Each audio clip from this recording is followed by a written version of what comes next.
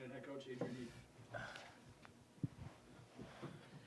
Adrian, with a clean sheet today and 2 goals, is this that marriage of offense and defense that you wanted to see from your team?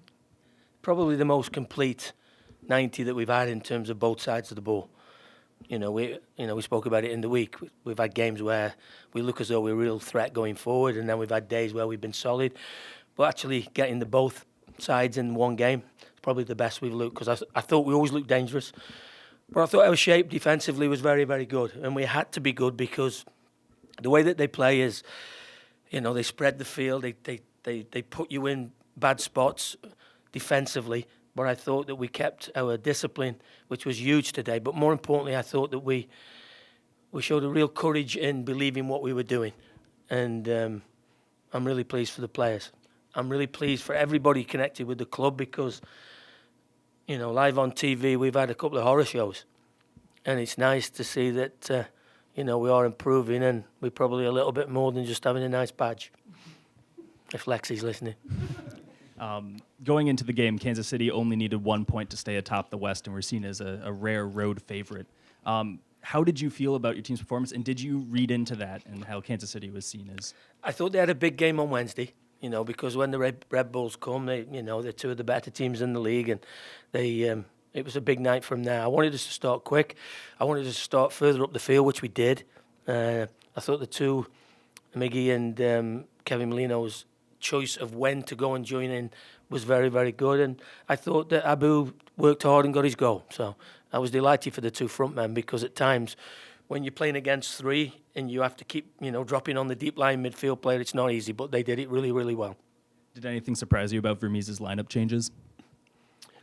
Not really. Obviously, Kevin Ellis's experience, played an awful lot of games. The midfield 3 and Dom, I was still worried about them. They've got quality in there. And as I said before, I've got tremendous respect for him and their club. I said it this week. If we want to emulate anybody in the MLS, we should look no further than Kansas City. Shuttleworth looked a little the worse for wear, but Yeah. he stuck in there. So could you talk a little bit about that toughness and what that means for the team? Well, he's a goalkeeper. They're nuts, most of them. So he's what did he have? He had 7 stitches a few weeks ago. Today's looks like he's broke his nose. So it's par for the course for them guys. Unfortunately, they have times where nothing happens for them, and then other days where they're having to dive in front of people and get kicked in the head and in the face. But hey, it's a goalkeeper, and as he said, that's what he's paid to do. What did you see in the 71st minute where there was the scuffle between Cronin and Dom and Francisco getting in? I'll have to see it again, but I think the referee handled it really well. I think the referee's really good, by the way. I thought we could have had a penalty, and I asked him, and he said he couldn't see it, which I prefer that than just telling you to go away, So, no, I thought the referee was excellent today. But as I say, it is what it is. But I didn't think it looked too bad from the pair of them. How does this result, an upset against a top team in the West, do to kind of furthering the relationship between the teams and possibly becoming a rivalry? Well, I think I thought there was a great atmosphere within the stadium today. I thought our supporters were magnificent, by the way. Obviously gave a great account of themselves live on TV. I don't know if the rivalry will come. I was just more important that we took another step today. And I think we showed a few people that we are getting better. This team, you have to take us seriously, because if you don't, we have too much talent not to hurt you. And, we've got a huge game next week against probably the informed team in the league. So, it doesn't get any easier. It's back to the drawing board tomorrow. Can we come up with something else? Can you talk a little bit more about Abu Danladi making his first start and then scoring his first goal?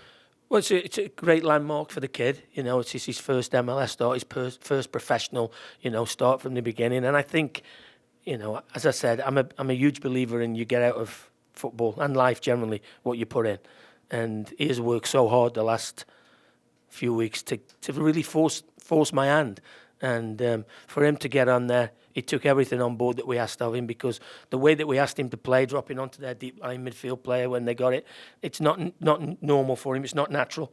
But he did it. He got on with it, and he got a great goal. It was a great finish, by the way. Great ball from Miguel, and it was a lovely finish from him. Didn't blast it, caressed it in the bottom corner. So it was. He's had a really good day. He's had a fine start to his professional career. in 2015, there was a kind of similar trajectory with Kyle Larin, where he started somewhere between games 8 and 10, scored his first goal, and went on a double-digit scoring run. Do you think Abu can work his way to be a regular starter and ultimately see that sort of success? I think he can, but that's down to him. He needs to keep working hard, and I keep saying this, and I've said it to you guys before, that I only pick the team. Players drop themselves. You know, you don't leave people out the team who are playing well. Never have done. So he's worked hard. He'll keep his place, and now it's up to him to keep working hard, Monday to Friday, trying to get better, listening, learning, and if he does, he's got a bright future. Coach, what you can tell about Miguel Ibarra in the first half, good performance. What you Yes. can tell about how he moves in the field. I think Miggy now is starting to develop a little rhythm. You know, I said this a few weeks ago when he came on and got the goal. The best of Miguel Ibarra is to come for simple reason is he's had 18 months of not playing regular. You don't just suddenly, okay, I'm starting now and reach the heights that everybody expected. I think he's been better and better the last few weeks. I expect a lot more from him. He's got great energy levels, and now he's starting to make things happen in the final third. Great ball for Christian's got a goal as well. Was it him? I think it was, wasn't it? So, you know, he can be well pleased with his efforts today. I thought he's getting a grasp of what we want from him. You know, before he's played a little bit of a different role than we're asking him, but he's getting a real grasp of what we're looking for, and he can be. He was very good today, Miguel. The defense is getting better week by week. We can see real difference with that defense we have Yeah, right now. very good. They're working really, really hard in the week. I thought Calvo and Brent were outstanding again. You know, some of their defending of the box, and you know, Birchie and Jerome supplied a little bit of support on either side. But in terms of defending the penalty area, I thought the two centre backs were magnificent. The primary transfer window for MLS closes in the next 48 hours. Yeah. Is there anything that you foresee happening before that closes? Probably not. As of now, we're not close to doing anything. Whether, you know what football's like, games, losses make people do strange things sometimes. So we'll see what happens in the next 48 hours. But if we could do something that we thought would make us stronger and better, we'd do it. But as of this moment, nothing. Any more for Coach? Okay. Thanks, guys. Locker room's open. Thanks.